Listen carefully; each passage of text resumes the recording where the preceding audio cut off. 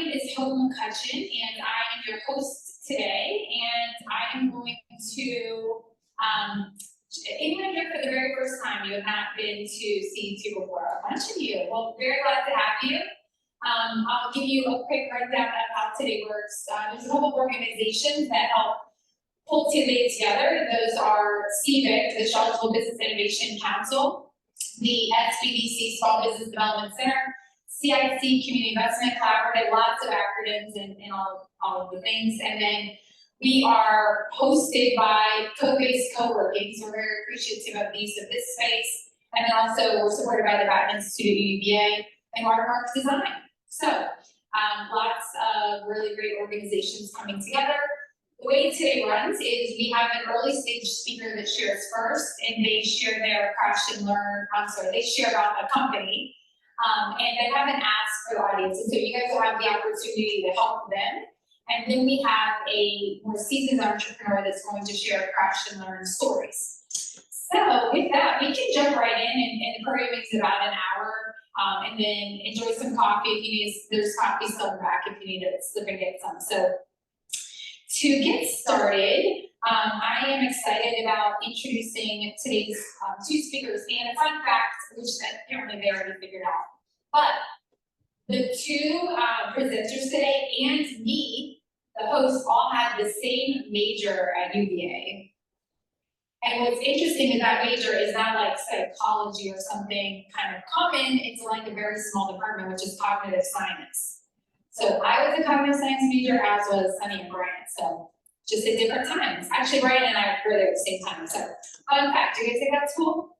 Just me? Okay, I think it's good. All right, awesome. All right, so wanted to introduce Sonny Abramson.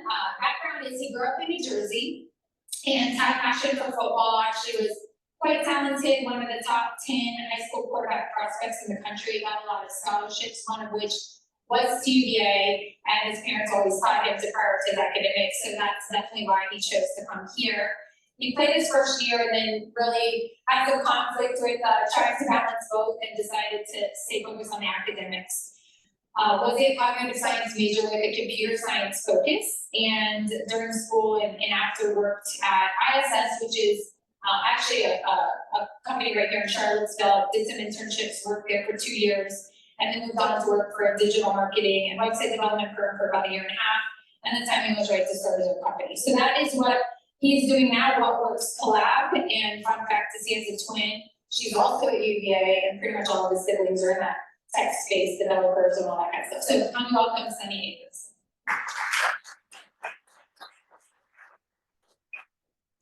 Hey everyone, how are you doing this morning? Before I get started, I would like to thank Hope, Amanda, and Tracy for having me here this morning, as well as all of the great things that CBIC does for the Charlottesville community.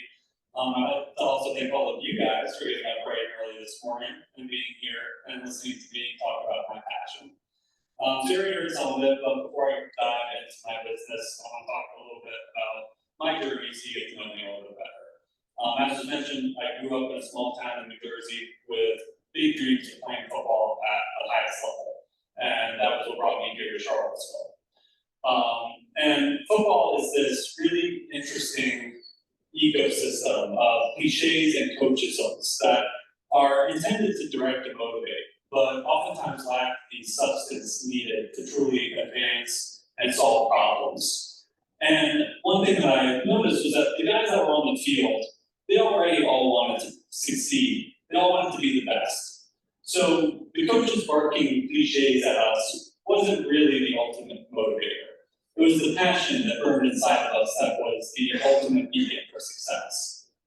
So with my football days behind me, as mentioned, I graduated with a degree in computer science and cognitive science and a minor in entrepreneurship. And I was super excited to get out into the real world, and I was eager to learn and grow. After a couple of years of that first job, I decided to take on a new challenge with a different role at a different company. I was hoping to be able to see different perspectives, different ways of doing things, and different business philosophies. But what I ended up finding were a lot of words. Words that all too often didn't ring true. Words that didn't work. They didn't work for our clients, and they didn't work for the associates that worked next to me, tirelessly trying to solve the day's problems. So I ended up finding out that the business world, just like with the football world, was full of words and cliches that weren't backed by any sort of clear passion or purpose. And my industry, software consulting, is particularly packed with buzzwords. I'm sure we've probably all heard a lot of them in our careers, right? Well, I like buzzwords and I use them, but buzzwords are meaningless unless they are supported by a passionate pursuit of excellence. So before I talk about details about my company, I want you to think about this. That everything you do, every thought you entertain, and everything you say has a direction. This direction serves as either an advance or a retreat in respect to this passionate pursuit of excellence. So everything, no matter the size or the intent, has consequences. Everything matters. And that is the golden rule of excellence. So I ended up learning that success was not about words and catchphrases. It was about the connection between purpose and action. It was about caring about clients and their end users and their products. It was about understanding the way that a market thinks and reacting and deciphering those truths. And all of that had to be fueled by a relentless and passionate pursuit of bringing about real, relevant, and differentiated solutions. Because at the beginning of every day and the end of every day, that is what works. So what do we do? Well, at the core of everything is a unique setup that allows all of our services to flow together. And at the heart of that is our discovery, strategy, and innovation process. We focus on delivering value-based solutions that will grow with you, as well as with new technological advancements. Now, if you don't need a tech solution, that's fine. You can still benefit from our unique perspectives and guidance through our Trusted Advisory Program, or TAP, that provides answers that will help take your business to the next level. If you are looking for tech expertise, though, we have design and development services that focus on getting the details right. Whether that's a focus on design elements such as color, content, clarity, or connections made with users that are backed in cognitive principles that lower dissonance and increase overall experience, or a lean development philosophy that minimizes waste and ensures that you can take your concepts to market on time and on budget. After launch, or if you have an existing platform already, our maintenance and modernization support provides a Sherlock Holmes-esque level of sleuthing to repair, renew, reinvigorate an existing platform. Finally, our digital marketing and SEO solutions are built out of the same strategy that serves all our other offerings. This ensures that we can speak in a consistent voice and deliver the right message to the right audience at the right time. How do we do all this? Well, before I get into that, I like to talk about something known as process damming. Process damming is when well-intended, but oftentimes misdirected planning and execution creates dams in the process that block breakthroughs and overall obstruct strategic and creative development. This can come from anything such as loaded staff, elongated and overly complex roadmaps, or lapses in clear and effective communication. At What Works, we focus on breaking the dam process by implementing a system that focuses on user and stakeholder value and solutions that are created in an energized, collaborative environment. We don't get stuck on the status quo. And in order to break normal processes and procedures, we pull from a variety of different industries to make sure that we're simply doing what works best. Now, obviously, we pull from software design and development best practices, but we also pull strategic ideation strategies from the world of digital marketing and advertising. We also pull value stream efficiency practices from manufacturing processes. And finally, we pull behavioral and cognitive science principles and ideologies into our products. This allows us to understand the human reality and dig deeper, creating solutions that are truly unique and truly differentiated. So, now that you guys have heard some about me, I'm really looking forward to hearing from you. My ask for today: what are current pain points or frustrations that you guys have had working with different third-party vendors? And in an ideal world, how would you want them remedied? Awesome, thank you so much. Okay, cool. Give Sonny a hand, thank you so much. We're gonna have 2 mics, one on each side. So, who has some thoughts for Sonny? On his ask, Dawn, let's start with that. Before I answer your question, I worked with lots of consultants and redesign people. Can you give us an example of a client project? So, because I'm having a little bit of trouble going from the words to what actually happens in a successful project. Yeah, sure. So, are you looking for any particular part of the process, or a use case? I need to understand more about it. Sure. So a lot of it starts with a really intense focus on market research. We want to make sure that we understand not only who we're speaking to, but what their pain points are, what current solutions are, and where they may fall short. Once we have that background foundational information, we then apply the lens of cognitive science to try and figure out biases and triggers that are either preventing people from changing behavior or using the solutions that are out there, or just figuring out how we can make the product that we create best suited for our demographic that we're going after.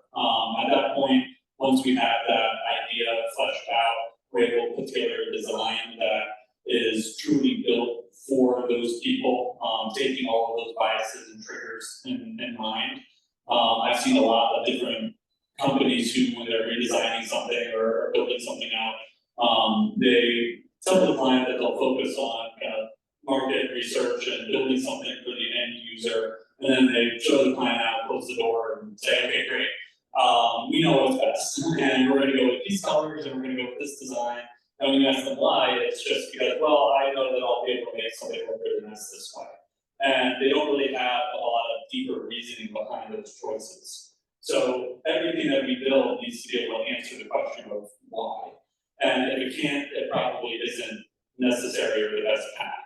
So really having that focus and making sure that each step of the way answers those questions and is built on something that is real and rooted in how people interact with not just tech, but any sort of stimuli or environment, that goes a long way to making a better product.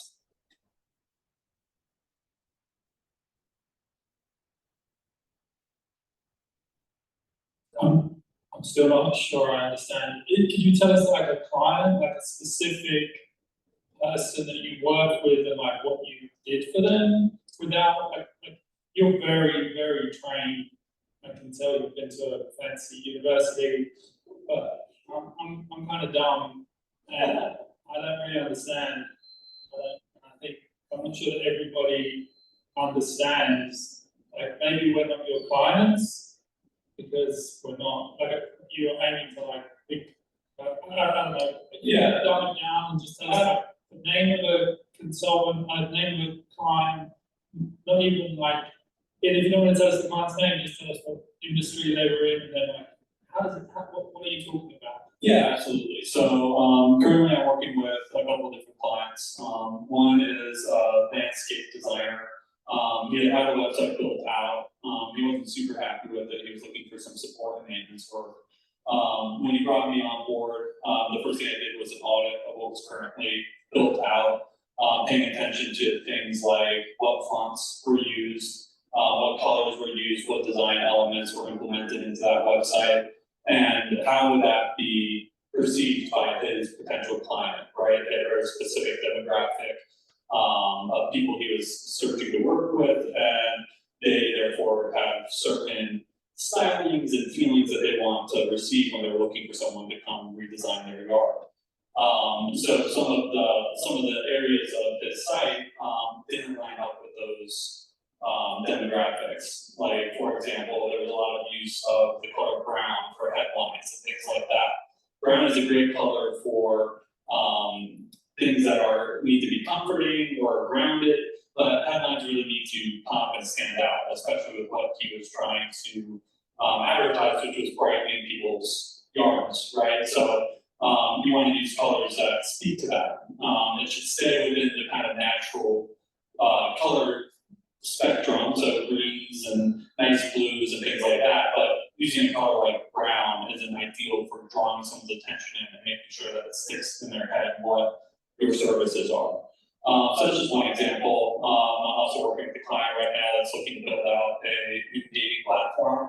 And in dating, there are a lot of biases and blockers to people getting into it. Obviously, online dating is a very huge industry right now, and it's growing by the year.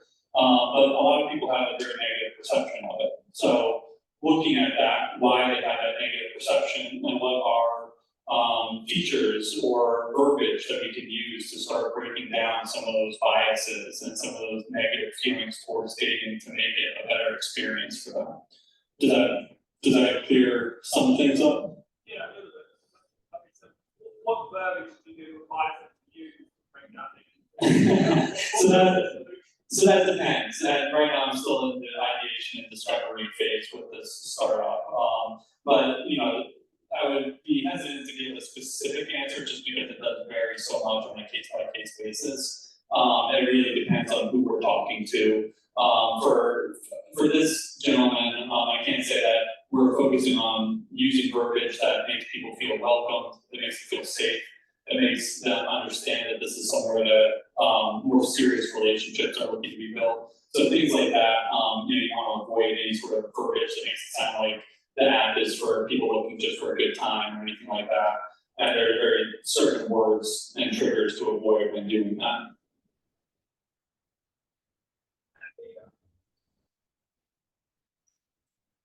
Hi there. I have a service provider pain point. We use a software to run our ticketing system and client interactions, and it's wonderful. It's great software. But it's kind of like somebody gave you a bucket of Legos and nothing on the floor and said, make whatever you want in the world. Okay, and we spent years making this what we want. A problem with it is that you can't, the interface is so flooded with stuff we don't need or use, and there's no way to clean that up. That's one thing. So I guess how the ideal to remedy it would be if we could only see what we wanted to see, and then when we decide to change it, we can turn that stuff on or off. That would be a great remedy. But there's current frustration because it uses up so much real estate on our screen. When you have limited, you can keep adding screens. We're a tech company, our guys have shit tons of screens, but still it fills up so much space that's unneeded. Another issue with the service provider is just imperfect integrations with other tools, like 365, the calendar sync sometimes decides to not sync one thing. And you do that once, and all of a sudden there's no trucks. I have to check them both. So that drives me up the wall. So how I fix that would be to sync all the time perfectly. I don't know if that helps, but it answers your questions. Yeah, definitely. That's some really good feedback. Thank you. Does anyone else have any ideas, Don? Now that I understand. So one of my biggest issues when working with outside service providers is I know my business, I may not know why it's not working the way I want it to.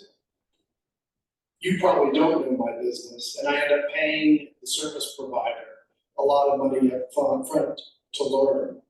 So one of the biggest things is how do you come into clients with at least as much knowledge as you can about what I do, so I don't have to pay you for that, so that you can at least get to know me and my problems from the word go, rather than come in just as, why am I paying you for this? And it's critically important that you actually come in, not with the answer, but an ability to have a conversation up here instead of, teaching you from scratch. That's awesome. That was really good feedback. Thank you. I was thinking that, but you said it way better. Yeah, for sure. One more, Lummy?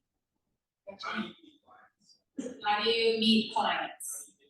How do you get clients? Yeah, I've gotten clients so far with a lot of networking events, just trying to meet new people, even if they don't have a need right now. Maybe they know someone who does, or maybe they will down the road. So that's where I've had a lot of success, is just continuously reaching out to people, trying to meet new people, and understanding that, you know, similar to what you were saying, you know, there are going to be a lot of different areas that I have to take on right now to be able to build up a portfolio and a good client base. So just trying to always keep my mind open and trying to learn as much as I can about a wide variety of businesses, industries, et cetera, that will help me then talk to people and potentially find a way in to help them. Have you tried using your sports background to stay in competitive atmospheres around town? Yeah, I mean, the sports background definitely is helpful. It's something that a lot of people find really interesting. You know, there are certainly connections that I've made through the sports world that I'm able to still reach out, and whether that's for trying to solve problems for people I'm working with, or just in general having a larger network has certainly been helpful to have that as a background. Awesome. Thank you so much for coming in. Give Sonny a hand again. And people can put slides up that have all the contact information for both speakers. And so if you want to get back in touch with Sonny and give him more ideas or ask more questions, I'm sure he'd be happy to meet up and have conversations and whatnot, right? Absolutely. All right, awesome. Yeah. Cool. Thank you. Awesome. Thank you, guys.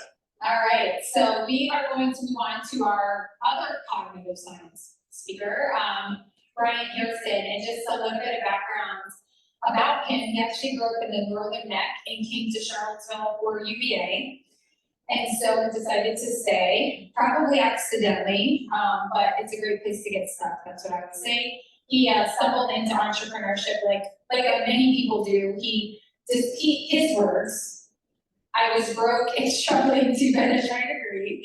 And so he started fixing people's computers just to make some cash, and realized that because he didn't have that technical degree, he was able to really speak in layman's terms, and ended up being a big advantage. And so he ended up starting a company called Quick Fix about 18 years ago, I believe, and has recently upgraded the name, if you will, to Seventh Wall, and just has expanded some of what they do. And Bryant is going to share his crash and learn journey. I always distinguish that from crash and burn. We like to know what you learned through, you know, just the journey as an entrepreneur. So help me bring up Bryant Harrison.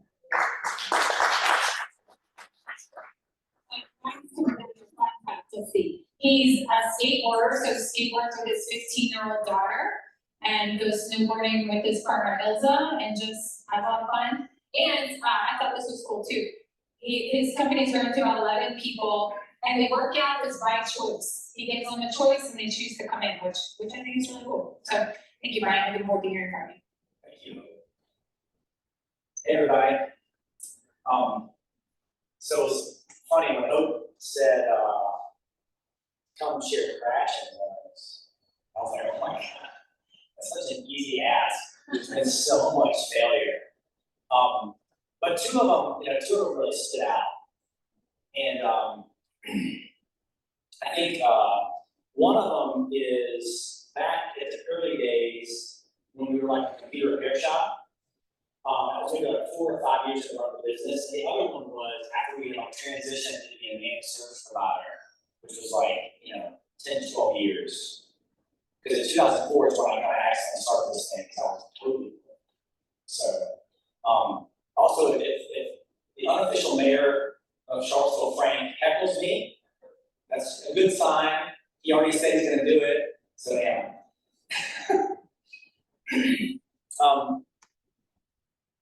I think the first one was like the cost of a bad hire.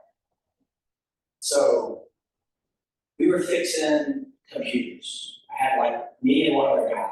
We had to hire somebody. And we had gotten busy enough that it was really stressful. Like we were I was underwater, working crazy hours, I'm tired. I was like, I need to hire somebody quick. So I had an interview process. I talked with some people, like 2 people. I didn't do any like culture questions. I didn't do any like tests. I just thought I had kind of a good feeling this person seems nice. I hired a guy. Thank God, I had somebody to help me out. Oh man, I would not have guessed the cost of my quick decision at that time. So essentially what happened was, guy came in, think he had good intentions. We didn't give him much training, we're like, start fixing computers. And all of a sudden, like we started having computers be fixed faster than they've ever been fixed before. Flying out the door, it was like, oh, this is the best hire ever. Until we started getting callbacks from clients. Like, the computer's acting the same as it was when we dropped it off. Or now something else is broken. And all of a sudden, well, of course, I'm like, we'll bring it back, we're not gonna charge you to fix it again. It was a mess. Apparently what was happening is he didn't know what he was doing, he would panic, so he gets finished and ship it out. So get this, so you imagine, okay, you go to a computer shop, you get him a computer, you say, we'll fix it. You go, you look and say, I don't know what's gonna happen, you close it, you say, here, it's fixed.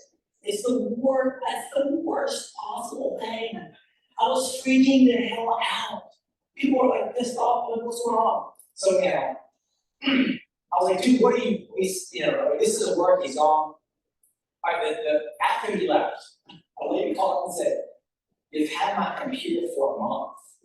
And I was like, what's your name? We couldn't find, her computer was hidden under papers in the back office. I swear, I mean, it was like, anyhow, we're lucky that we didn't want, it literally, we could have gotten bad press. People could have said like, terrible stuff about us, gave us bad reviews, and we could not have gotten another client. It was that serious, so it could have tanked us. It didn't. We fixed every computer properly, gave it back. But man, so I just want to give you, here's what our hiring process is today. So crash and learn. Our hiring process today is we put out a job description. And the job description describes how fun the job is, how busy it's going to be, what people like about it, what people hate about it.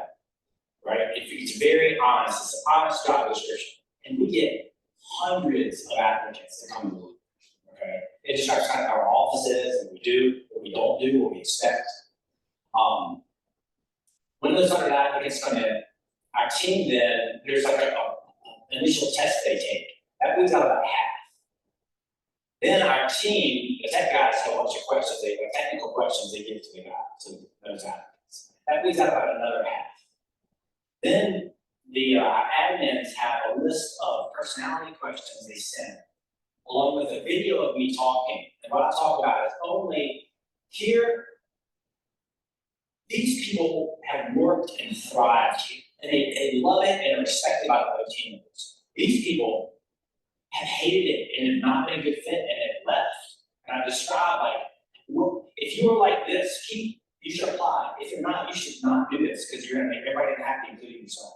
So getting me talking, and I give them a question, a problem to solve. And if they don't know, it's actually an impossible problem. Like you can't. It takes a team of people to do this. Like, how would you do it? And say, well, when we get an interview, I want you to tell me what you do. Okay, then we're down. Then my admins read over these, and after 100 people, there's 3 people I gotta talk to. 3 of them. I go to a coffee shop, and I tell them, we had 100 people, and there's only 3, and you're one of the 3. So regardless of what happens, you get a high five for being a badass. And then we talk about an impossible problem. The last guy we hired, he said, what I really look for at that point is like authenticity. This guy was like, man, I don't know anything about that problem at all. But look, he pulls out this freaking report. He was like, I spent 8 hours. I was like, what? You spent 8 hours researching, and I don't think this is right, but it's pretty confident. I was like, this is the best answer to this problem I've ever seen in your hire.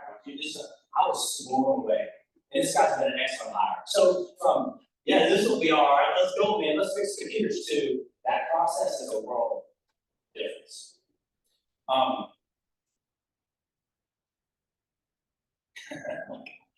Okay, number two, this is kind of embarrassing. I mean, I put a lot of embarrassing things that happen to me in my life to figure. Frank, this is not the time. But, the cost of not paying attention to the numbers, and this was like when we were well established, we were cranking shit out. We were like 15 people, the phone's ringing off the hook. And I woke up one morning and realized like, I don't even want to go to work.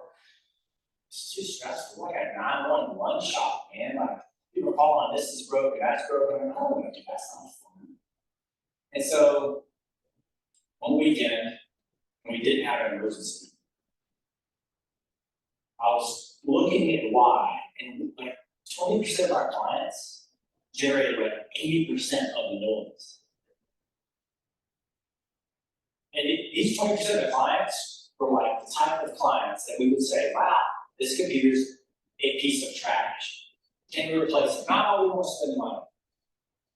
I say, hey, if we maintained your stuff, like with our managed services, that would really like solve all these problems. I don't pay a monthly fee. So they just called us as an ongoing service with stuff calling fire. They were not interested in being proactive at all. Again, we had transition. We weren't a computer repair shop. We still do that, right? But we moved into like a managed service provider, managing businesses infrastructure, and then helping them in their emergencies.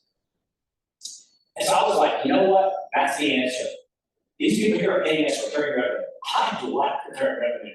These people are not. They're like beat by our phones. So I went out and I talked to each one and said, look, you can either set up managed services or I will refer you to one of our competitors. Good guy, I know a lot about. Christian, Top Notch Computers. He's a stand-up fellow. I'll send you to him. He still does this. We don't do this anymore. And like, it was like a zipper. Like some clients were like, okay, Bryant, let's do it. Let's sign up. They signed up for the monthly recurring services and management and stuff like that. Other clients were like, we're not going to pay you monthly fee. Peace out. And our phones got quiet, at peace. And our recurring revenue went up. But we weren't getting all that hourly rate. I didn't pay attention to how much money we were getting from all those calls. And this was the first time that I had to let somebody go, not because they weren't doing a good job, but because I didn't pay attention to numbers, we ran out of money, we couldn't pay him. So this guy had like a wife and kids. So here's how I felt after that decision. I felt like an asshole. I felt like a failure. I felt like I had let him down and our entire team. I felt like a noob. And I went and told the guy, I was like, dude, I'm so sorry, we don't have enough money. Hey. Okay, now, reality is, he was working for us, he was a badass. He got another job, he was fine. The team, they didn't blame me for being like, you're like, dude, you were trying to help us out, we were trying to make our lives better, we get it. So it was understanding the team, but it still didn't change it. I felt really, really bad about that. And while it all turned out okay, I did not make that mistake again. So here's the learning part. We recently actually did the same thing, okay? So we've now transitioned from being a managed service provider to a cybersecurity company. Now tech is being treated now like utility. So like, you go up to your water faucet, you turn the water on, you wash your hands, you're not like, boy, I hope the water main's not broken, and the chemicals when you turn on, you don't even think about it, right? Because it's maintained. If the water main breaks, you'll get a call from the water company and be like, can we get your approval for 7 hours to fix the water main? It's going to be $5,000. You don't want to get that call. So the same thing with tech. It's like tech is utility, it's a flat fee, we just handle everything. But that transition is a leap for people. So what we did this time, we looked through the numbers. Actually, not me, I'm not great with numbers, but the guy that I paid to do the numbers looks at the numbers. He was like, okay, here's what we need to do. We need to reach out to our top clients first, offer this to them. But new clients only get the option for this, nothing else. And we started doing that. And we said, look, here's what we're doing. Here's the new plan. Here's what you're on a legacy plan. Here's the cost difference. It's significantly more, but it's amazing. And we had a ton of people But I would love to not pay hourly rates, I would love to have all the extra features and stuff. And we like highlighted, here's what you get for your current price, but here's what you're not getting. So we had a large amount of people shift over, not everybody. And whenever new clients call up, if they don't want that, that's okay. You still refer them to another company. That transition, so now, the majority of our revenue comes from those comprehensive cybersecurity tech and utility plans. And we went from like a break fix hourly rate company to like 80% of our revenue is recurring. Just like shows up every month with the goal, right? If we are perfect, people never call us. The water company. Wait, who gave me an analogy of sport, the sports analogy? Yeah, that analogy for sports that if you know who the referee is, then you know the referee is doing something wrong. So the referee is perfect, they're invisible. You never think about it. I was like, I'm still an analogy because it's beautiful. So that's essentially where we are now. And that transition happens slowly and thoughtfully without pushing people into anything, but letting them know, here's your option for success. And it's amazing, over the years, something happens, like, you know what, I'm ready for that now. So it's slowly, we're slowly pushing our legacy clients away as they transition.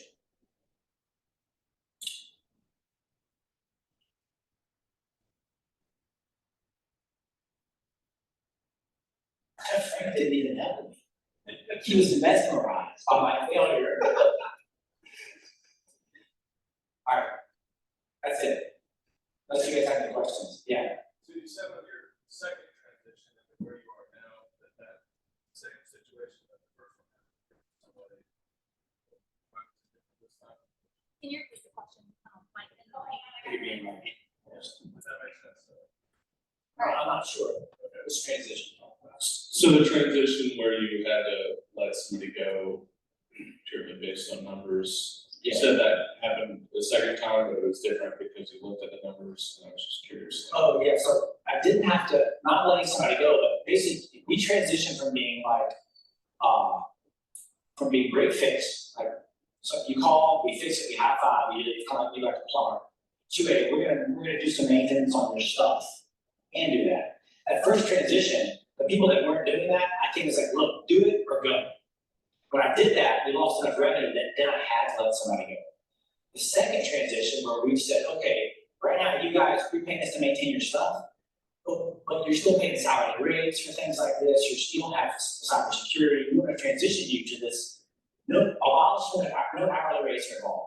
You're gonna be like, we're gonna be your tech and cyber utility company. That transition was how we changed it so that instead of me going and saying, change or die, right, because I need peace in my life, I said, we will take a little of the churn. We will keep a little of the extra phone calls because you are paying other bills. You have the option to do this thing. So if I could have gone back in time, the first one, right, and redid that whole transition, the transition where we're break fix or we're managed services, instead of me going change or die, because I need peace in my life, I would have said, I am going to accept that in the next year, my life's gonna be kind of shitty. Where I'm gonna deal with this so that I can protect my team and the lives of their kids. I will deal with this. And so will they. I'll have this conversation with them. Let us all agree the next year is gonna continue to be kind of crappy.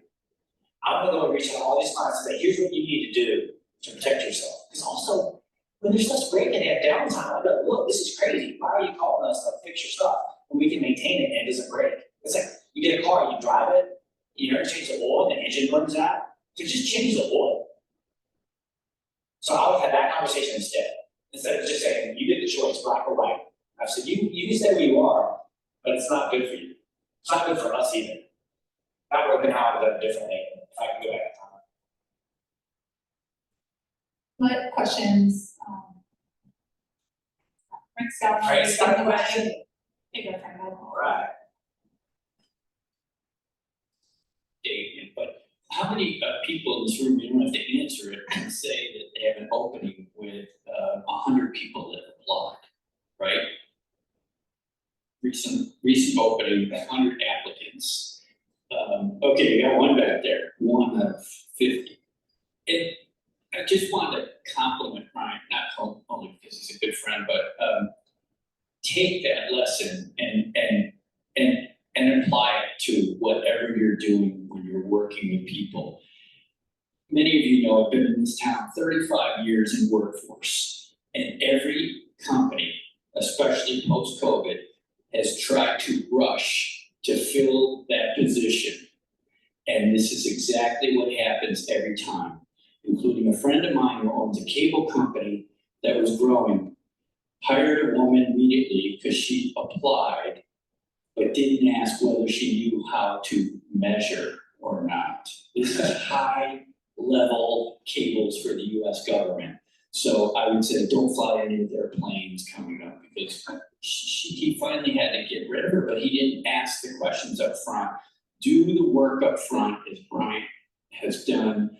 Narrow your applicant pool down if you get people, but take the time up front to find good people. Don't just hire the warm body that shows up because you're frantically trying to keep your company going. Thank you, Fran.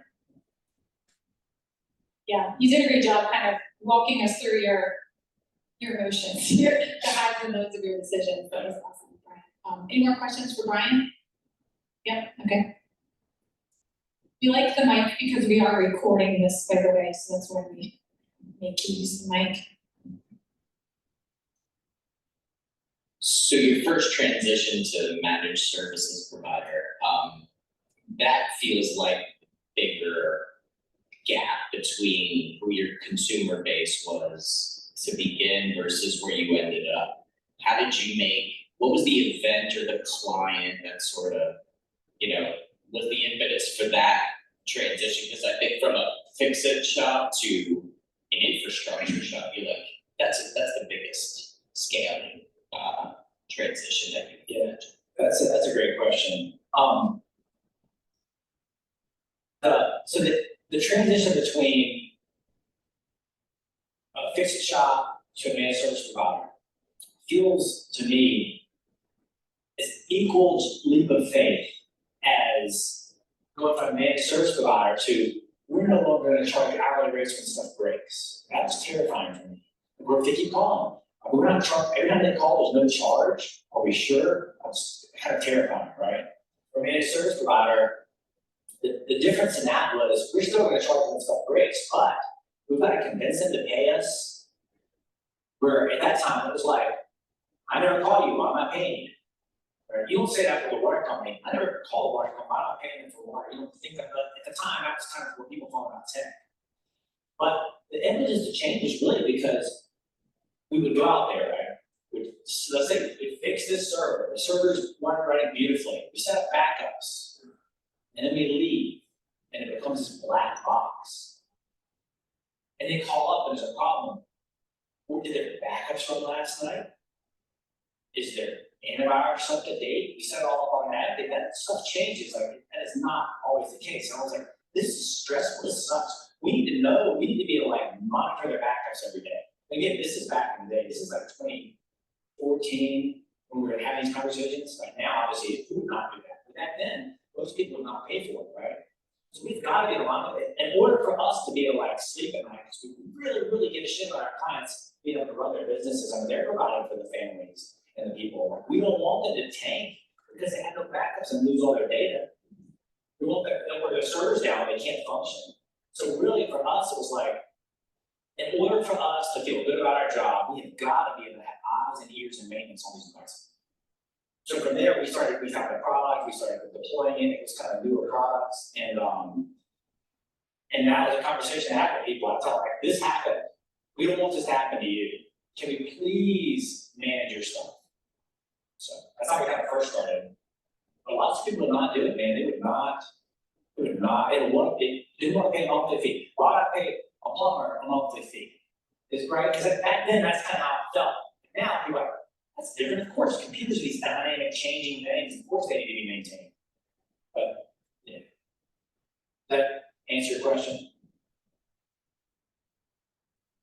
Thanks.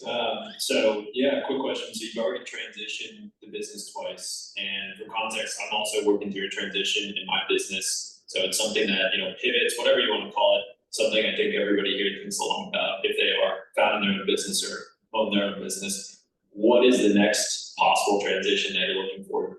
Because it seems like tech is changing faster and faster every year.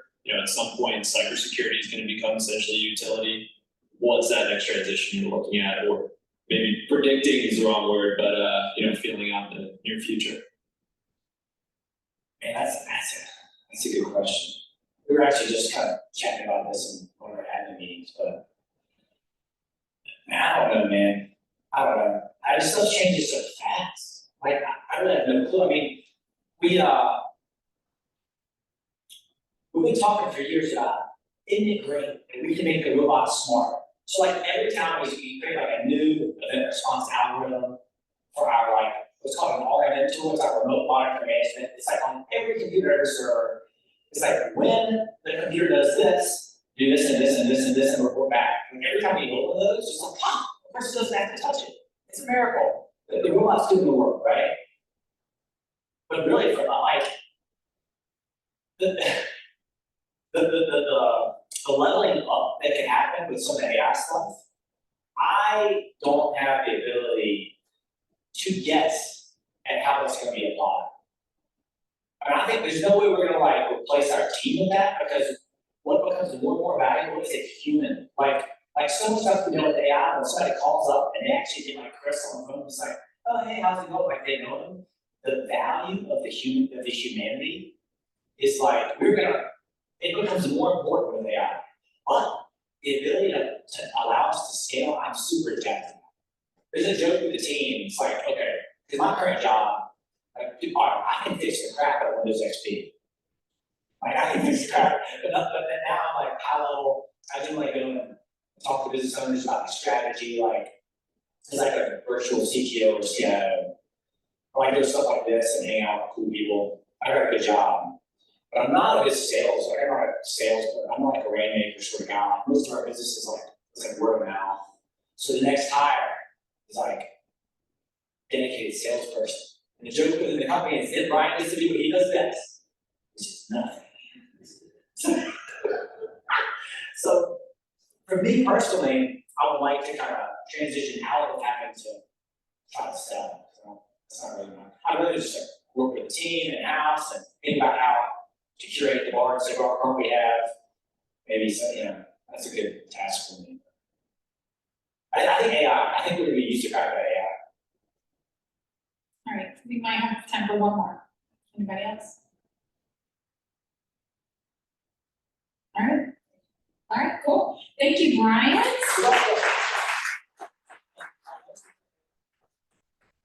One thing, and that's that, I fail all the time still. There's a lot of failure. But, I'm a dad, and if I could go back in time, I think what I would do differently is I would tell my kids, I was like, all right, when you go out to do this thing, I want you to try to fail. If it's easy for you, just push it until you fail. And once you talk about failure, it's going to be amazing. So let me know how you fail.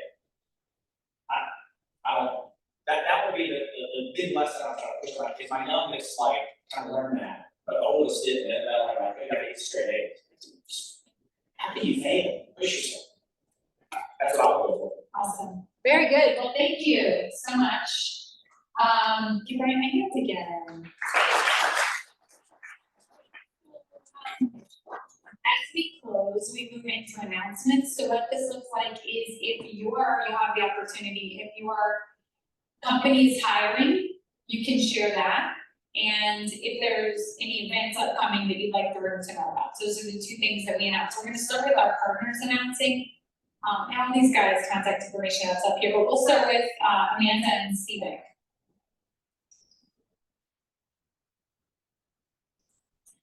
Hi, I'm Amanda Wiskowski, and I'm talking too loud. There we go.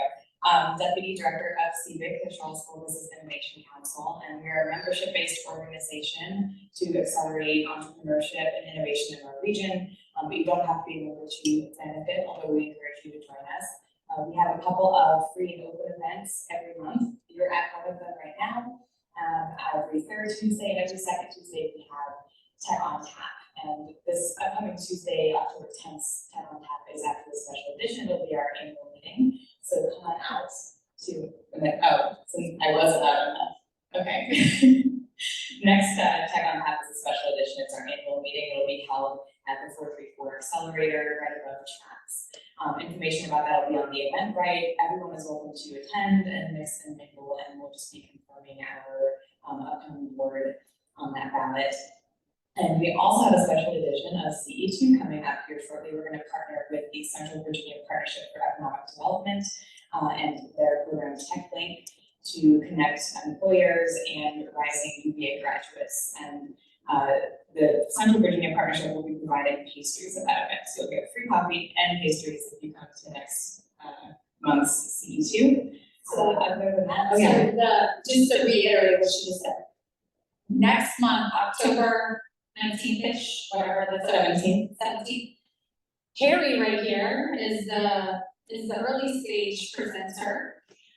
So you'll hear about his company, and then we're going to have a crash and learn as well that is involved with TechLink. But TechLink is another organization program which you talked about, which means that they're providing coffee and pastries. We'll be here next time, and there's also going to be employers here mingling with candidates or people that want jobs, which is kind of the same thing. yeah. So it'll have a little bit of a different vibe, but still the same structure and everything like that, and you're encouraged to come and bring, first of all, women, I'm sorry, I appreciate you being here, we need more women in here. This is really odd, we usually have a nice mix, but I did notice. There's a lot of women in here today, so bring your female friends and come take advantage of that. It'll be a really cool kind of spin on Ce2. Yeah, that might be it for my updates, so I'll hand it off to Shira. Good morning, my name is Shira Goldine. I'm the events coordinator with the Central Virginia Small Business Development Center, but I am also today pretending I am Hannah Deal, who's the operations coordinator with the Community Investment Collaborative. So we are all going to pretend I'm about a foot taller as I do CIC's announcements. CIC, for anyone that doesn't know, the Community Investment Collaborative is a local nonprofit, been around for right around 11 years, supporting small businesses and entrepreneurs. They run a 16-week entrepreneur workshop and have a whole host of really awesome programs available, including things like office hours and which is one-on-one counseling monthly with industry experts in a number of areas, including a new office hours that's available with Hope Lawrence, who's the founder of Hudson Henry Granola and Small Batch Empire. So go to the CIC website if you're interested in office hours or other programs with them. A couple highlights right now, Launchpad, which is a program with the city farmers market, is currently accepting applicants for that program, which is a free spot at the farmers market for vendors to test out being a farmers market vendor with assistance from CIC. So if you have questions about that, I have Hannah's business cards at the back and she'll be able to help you out. And CIC is also looking to hire 2 interns for programs and operations and then also for communications. So if you know anyone that might want to work with a really fun team at CIC as an intern, please send them to the CIC website, which is cicville.org. And again, I have Hannah's business cards at the back.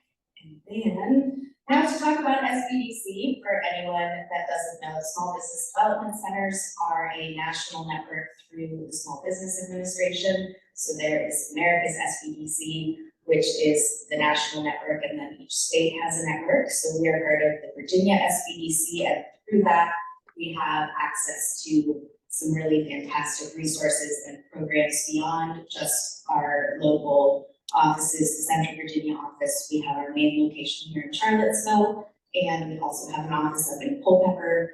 And then there are programs like ICAP, which is the Innovation Commercialization Assistance Program, which is often something that's a good fit for Ce2 attendees. It's a lot of focus on customer discovery for tech and high growth potential businesses. We also have an international business development program. So if you're looking into importing or exporting or anything in the world of international business, give us a call. And we have a craft beverage program.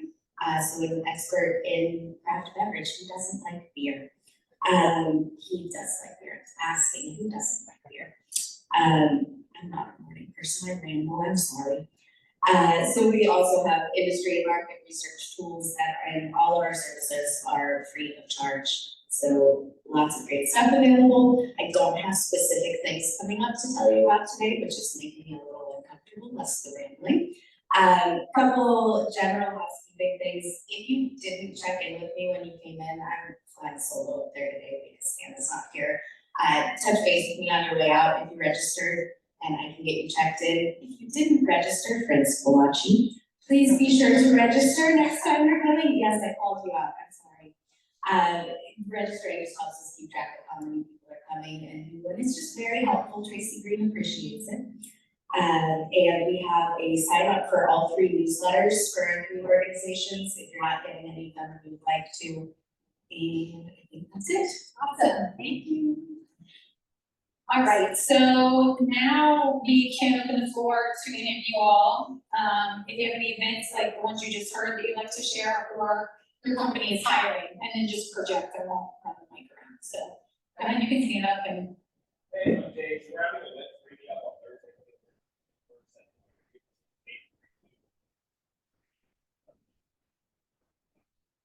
Okay, so anyone that's interested in that topic would join that for a meetup, kind of like a meetup?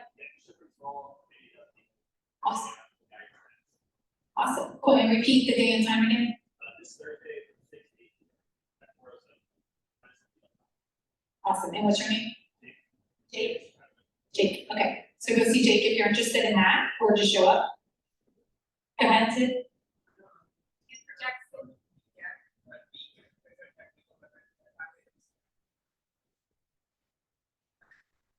Conference, so it's month of March, we decided to topics on the spot. You go in and everyone goes to the topics that they want to talk about, and the host will talk about. And for information, there's a weekend channel on also Slack, just join that channel, because right now the dates and venues. What's it called? Weekend. B-Camp? Yeah, the website is b.camp. So B.Camp, and the CWell Slack, join the CWell. Do you guys know about the CWell Slack? There's a lot of techies on the CWell Slack. It's for the tech community. It's literally just an open Slack channel, so it is very informative. So CWell Slack, it's on their B.Camp. Okay. B.Camp.